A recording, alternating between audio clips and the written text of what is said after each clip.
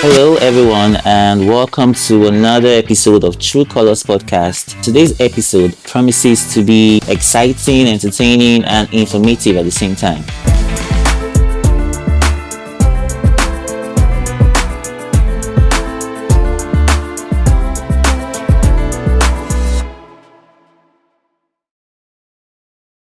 Hey guys, I'm glad you're still here. Don't go nowhere, yeah? Today's episode is really gonna be exciting and entertaining. Our guest for today, like I earlier said, is a really interesting character, yeah?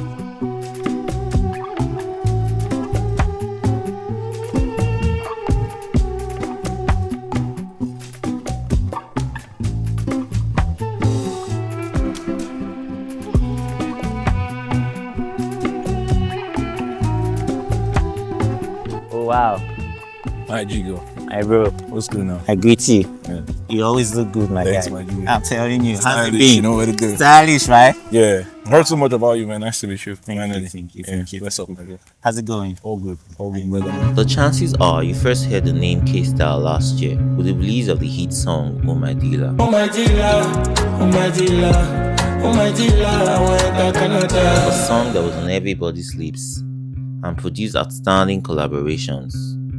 But for the OGs like us, we've known about him for much longer than that. For records such as As you they also, then they laugh you one day, you go Colombo. I know the done, I know the crack forest nigga who knows you. You gotta run my nigga, so I'm telling me he and apparently he's heard a lot about me too. With a totally different voice that refuses to be boxed, generally characterized by smooth vocals, relatable themes and rhythm, a blend of passion, struggle, perseverance and undisputed talent. K-Style's rise in the music industry has been rapid and constant. Rhizz smash hits that got two of Nigeria's biggest acts. It's being nominated for the Headies Awards in the rookie category. For the 17th Headies Awards. Excited about it. Honestly, I was excited, but, like I said, I wanted more. Thought I was going to get more. I still feel like I had the best collaboration of the year. Two collaborations, Kaestyle on my day. I think it was one of the best collaborations. I should have been in that category, I think. Today, we delve into the music and the life of Kaestyle, exploring details concerning his journey thus far. Right. The name is so dope. How did you even come about it? And it was just, at the point where everybody had to put an alphabet and one thing together, right? Yeah, so my actual name is Kelvin.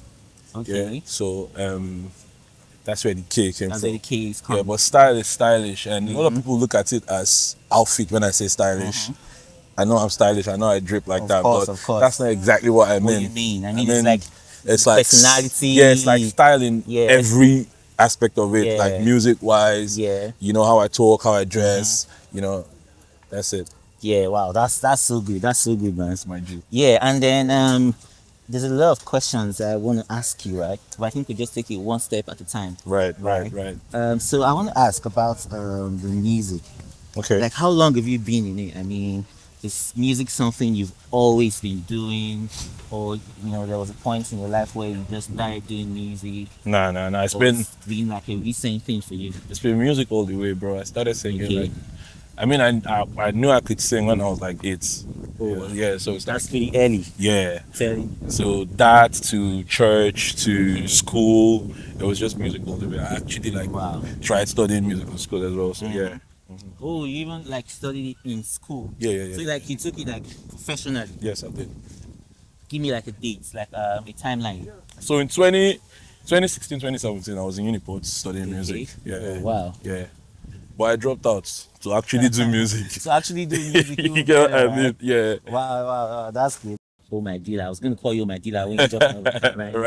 Right. And that's like one of the biggest things out there right now. True. And there's one song that I feel people don't talk about so much, and it's the one with Victoni. All right.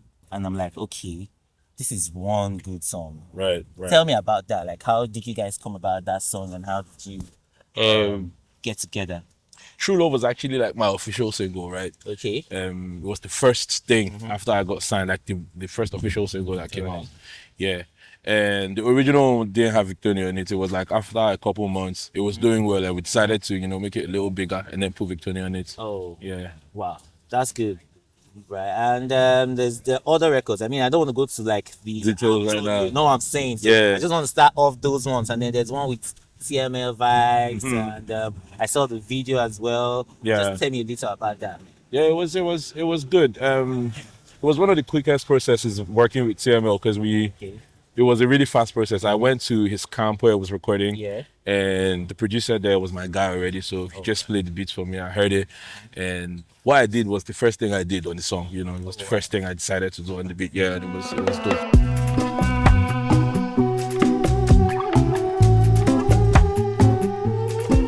Music business, how would you say it has been for you? I mean, there's been ups and downs, definitely, but it's definitely my I always say this, I'm learning on the job, you know, because apart from making music, I love the business as well. So I'm learning on the job, and it's a very amazing process, and I'm trusting the process. It's something you love to do. Yeah, aside loving it, because I don't like people getting that misconceptions when I'm on interviews. Aside me loving to make music, it's my job. It's what I do for money. It's what you do. You get what? Yes, and so, that's so the which comes first? money. You know, I love the honesty. Bro. Yeah, because like I can sing. I was born with this thing, right?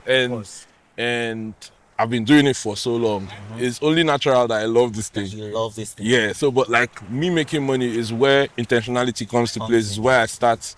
You know, being intentional about the kind of songs I make and how I want it to look, what my brand should tell, and all that. You know, that whole idea is driven by money. You know what I mean? Yeah, that one is not love anymore.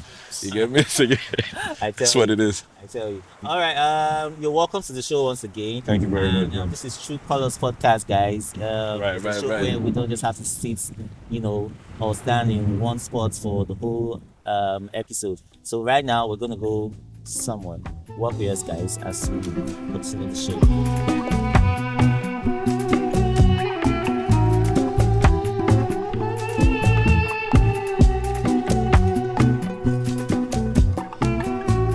All right, guys. So right now we're here at the location, and the significant thing about this place, we're right now surrounded by a body of water, and you know why I brought you here? Oh, bro. It's because that's where you're from. Right. So you see the significance of bringing you here, right? Right. Before we came here, I told the viewers that you were such an interesting person, and every time that I get to speak with you, it's inspiring and educative as well as entertaining. I already asked you where you're from, but you just want to tell us again where you're from and how you got to Lagos, what brought you to Lagos and all of that. I'm from Rivers State, Calabar to be precise. I got signed in 2021. Okay. I was still in Port Harcourt at the time. I had put out an EP. It was unofficial. All right. I recorded that thing when I was homeless. I just made music, put it out there, and I got the call and I got signed. I didn't even know it was to the same label with Omale, honestly. It was about 3 months later I knew that I was signed to the same label, and it was amazing. That's how I moved to Lagos in 2021, and I've been doing it ever since. And it's been great all since then, or I told you. No, you. That's what I want to say, right? Has it been great all through, or you've had challenges, several experiences? Just tell us about some of those challenges you faced. I mean, maybe the biggest ones that shaped you. The biggest challenges that I've faced making music were prior to my times in Lagos, because then I was an independent artist in Port Harcourt, you get what I mean? And it's harder to get heard, especially when you're not in the city where it's the entertainment hub in Nigeria, right? In Lagos. So so I'm in Port Harcourt and I'm trying to grind and get people to listen to me all the way in Lagos. That was almost impossible for me. But somehow it happened and we moved down here. So that was the biggest challenge. But from when I was signed in 2021 to now, I feel like what I've been facing mostly is, and for real, I'm trying to still educate my fans and let them understand that I'm not an artist that you can box. So since I've been here, a lot of people have been asking what kind of music do you make, so that has been the challenge, because I'm so versatile, I can make whatever comes to mind. And I know for brand's sake it's good to stick to one kind of music or whatever, but I don't want to be confined to one kind of music. No, an artist like yourself, I think I don't expect you to be boxed, right? Afrobeat, I think, has grown so well. I know we're all tagged Afrobeat, but at the end of the day, there are people that can list that make different kind of music. Yeah, there are right? subgenres. And then there are persons who can make all of these things at the same time. Right. So it's limited. I mean, it's shallow to just say this person makes just this kind of music. When over time he's shown or proving that he can actually or she can actually do a lot more than that. Right. All right. So I know you're a very, very, very sought after artist. I mean, looking at your collaborations, the features, and all of that. So how does that happen? Like, do you go out there, seek for collaboration, or do you just let these things come? How does it happen for you? You know, like when we started the interview, I told you like this is music business for me. Of course. Right. So if I feel like I need to be on the record with this person and it will help my career and to help my fan base as well, you know, like I feel like I would definitely do it. But, you know, somehow it's almost been organic for me since I came here. There's been a couple collaborations that have happened because I wanted to do business, you know what I mean? Like, but the ones that have worked the most for me have been the organic ones where, you know, people hit me up and say, yo, I want to be on this record. Like, genuinely love the record and I want to be on the record, you know, so. Okay. That's good.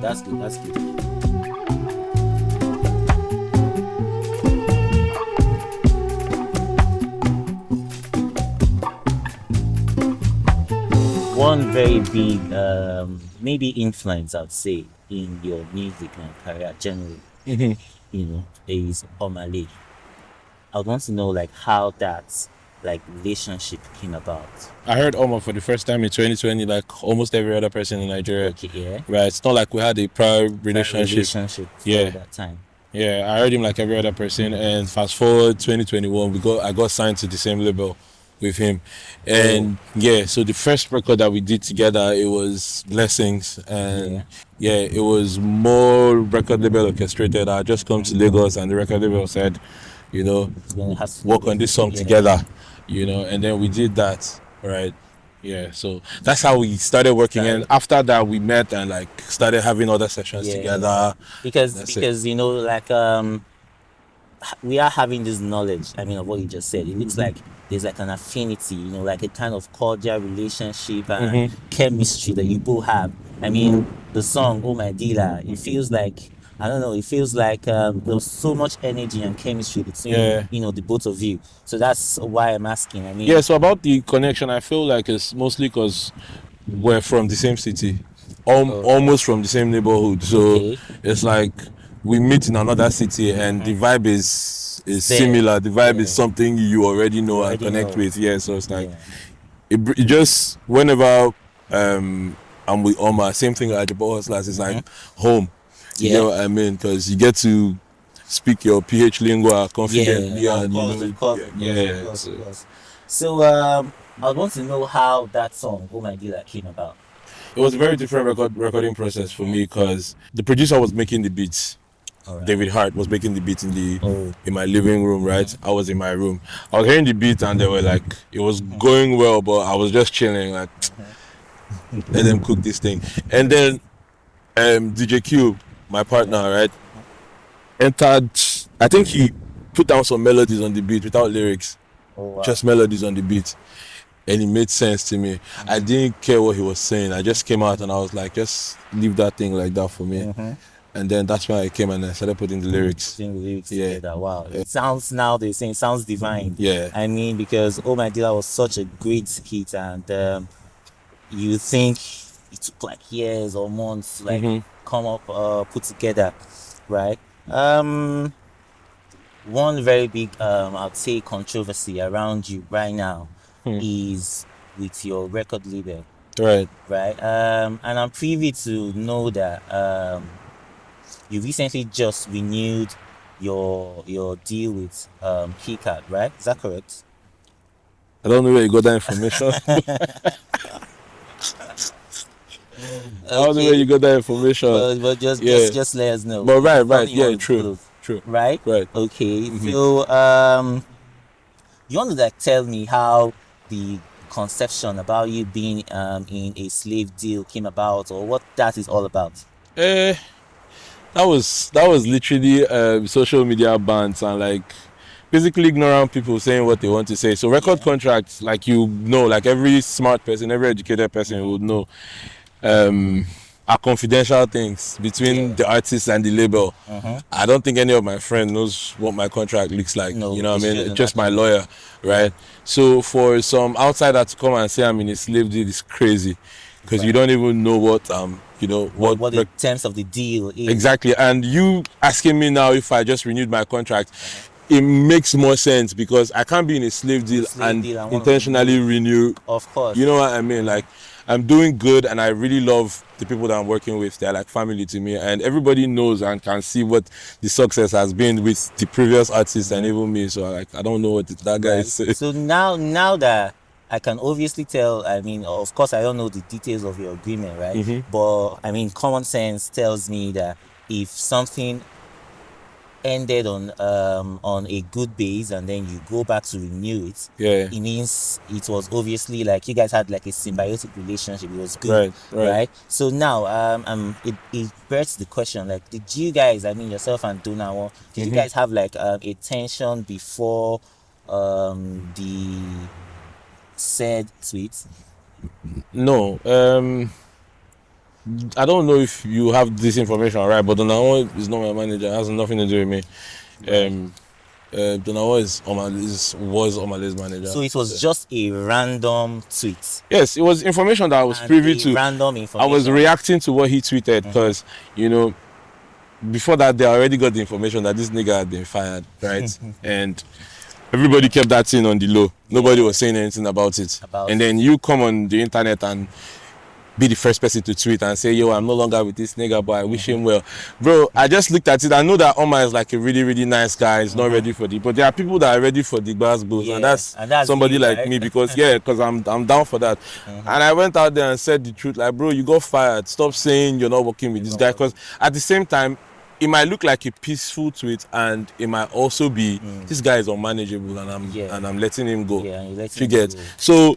let's know. Speaking of your brother. Yes, let's know what the facts are. Let's get the facts right. I understand that. I mean, there are certain statements you put out there, and it has the potential of misleading people, right? Or people having connotative interpretation. Right. So that particular statement or that tweet. Right. So I get what you're saying. But aside all of this, I mean, you just put out a very interesting song. I mean, I was just telling you a while back how much I connect and vibe with the song Accelerate.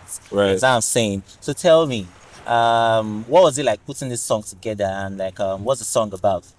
I think what the song is about is pretty obvious. It's straight up no bullshit, bro. Like, the conversation has to lead to funds. You get what I mean?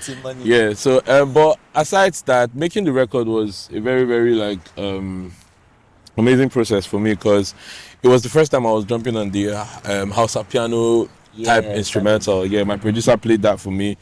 Same person that made my dealer, David Hart, played that for me, and I loved it. And he told me where he got the inspiration from. I listened to it, and a couple other samples that were interpolated on the song, like from Cisco and all the rest of them. Like, it was an amazing process for me. I just wanted to make it bang, because there are some beats that you hear, you have to make it count as an artist. You know what I mean? Like, you either make it or break it. So yeah, it was one of those moments. Cisco is a legend, and I didn't want to fuck up that sample. At the same time, the Hausa piano trend, I think it was Da Vinci and Zeridio that had like the original song, and it was an amazing record too. And I didn't want to put out the record and everybody's like, oh my god, this guy fucked up this thing, so yeah, getting inspired by that and making this, I feel like it's legendary, and it's like, that's good. I mean, history to make it. Guys, go listen to Accelerate by Kaestyle. I mean, it's one of the best songs out there right now. I mean, it's a beautiful piece of work.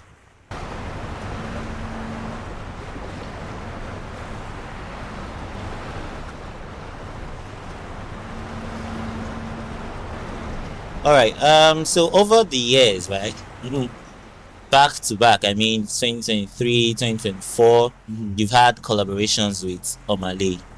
I mean, you had a collaboration with him 2023, you had one with him 2024. Are we expecting anyone in 2025? I mean, I can't even lie. We have a lot of songs. Together, Okay. right? There's a lot of records, and but then there's always the part where both parties have to like the record for the record to come out. You know what I mean? So yeah, I mean, I'm working on an album, and I don't want to let the cat out of the bag. Yes, yeah, right. You know, so but right, yeah. Oma is one of the people that I would love to be on any of my projects because he has that. He has that thing, you know. Yeah. So yeah, we have a lot of songs together. Hopefully, something will be on the project. Something comes out, right? So just tell me how the collaboration with Kaestyle came about. But that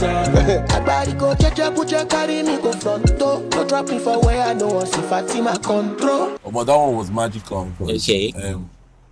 Like I said, the organic ones, you know, they always felt better because that night, it was midnight, I was already sleeping, I was crashing already, and my boss, Malu, hit me up and said, Kaestyle wants to talk to you, like off my sleep, like wow. So I'm on the phone, I'm like, okay, so like what's going to, he said he's on the phone right now, like on the other end, like yeah, so, and then we start talking, and Kaestyle is like, yo, I like this, your record so much, I want to jump on it, I already jumped on it, and I want you to listen to what I have already. So it's like, everything is happening so fast, he has already made the record, and I just have to listen to it, and he was like, listen to it and tell me if there's anything you don't like so I can change it. I'm like, bro, this is Kaestyle asking me, like, are you crazy? I'm telling you. You know what I mean? So I get off how excited you must have been. Right, I get off the call and I don't go straight to listening to the record. I'm waking everybody up like, bro, Kaestyle song is gone. You know what I mean? So then I listen to the record and it's keys, bro. It's amazing. You know what I mean? Like I listened to it and I'm like, bro, there's nothing to change.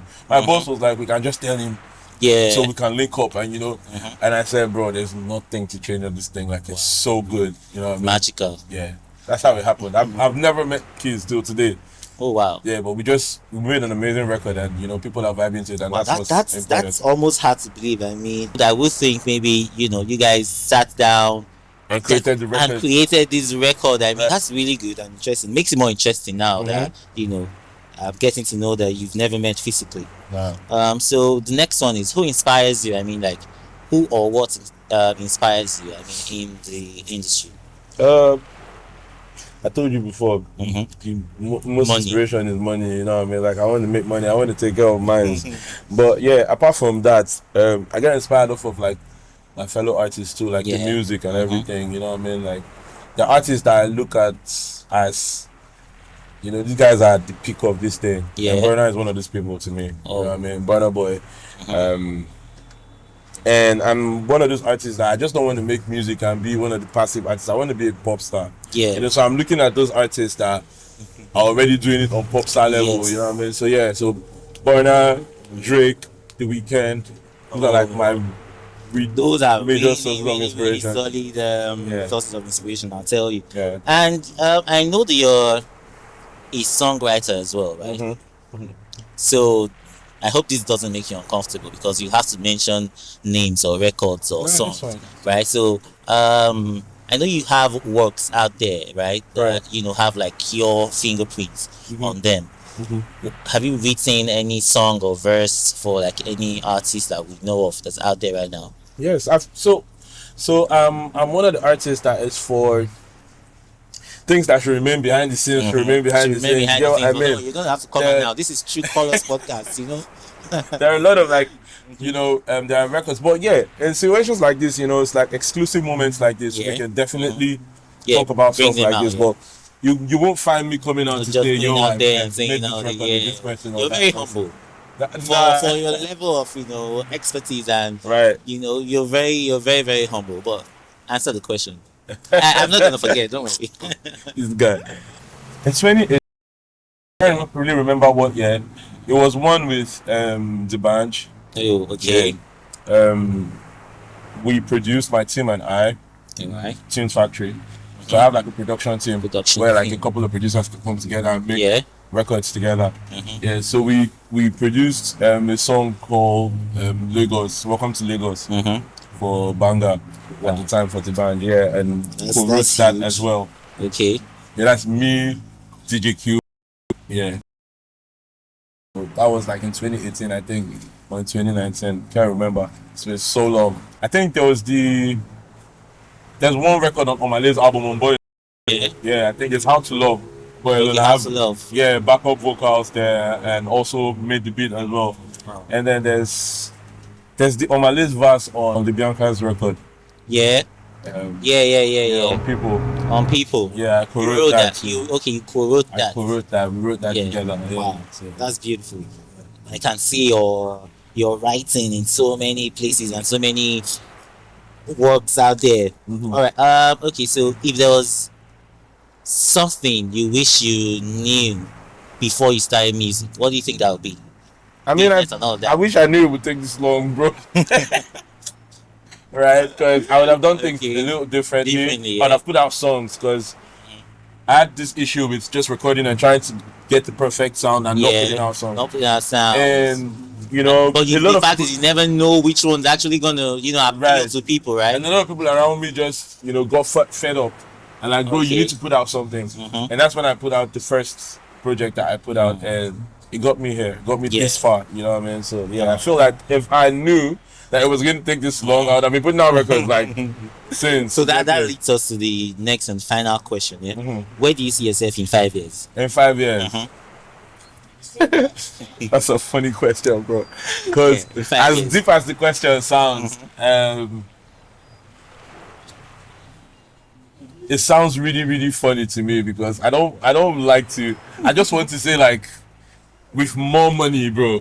You Okay. understand? With bags. All right. And probably my music has gone international too. Right. Right. Yeah. Right now we're international already, bro. Yeah, Because Afrobeat I is can tell international. you, You know what I mean? But like, Oh my dealer, Having that more, you're being too humble right now. yeah, having that international appeal to the Yeah. point where I'm touring the world. Yeah, doing You know what I mean? stadiums Yeah. and all of that. Yeah. So that's good.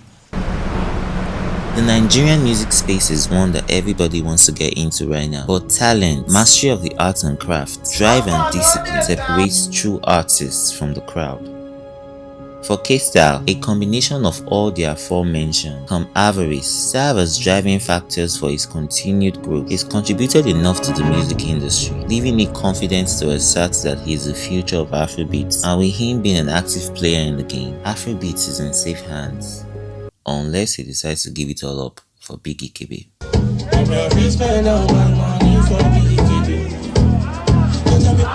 So right about now, we've come to another another session of the podcast, and this one will be titled True. So it's like a part of the episode or the podcast where we get to ask you a question that we probably found out during the course of our research or interview or investigation. I was going to say, right? Yeah. And you'll have to answer, just affirm or, just, say whether or not it is true, right? You're ready for that, right? So maybe a little bird told us that you have a child.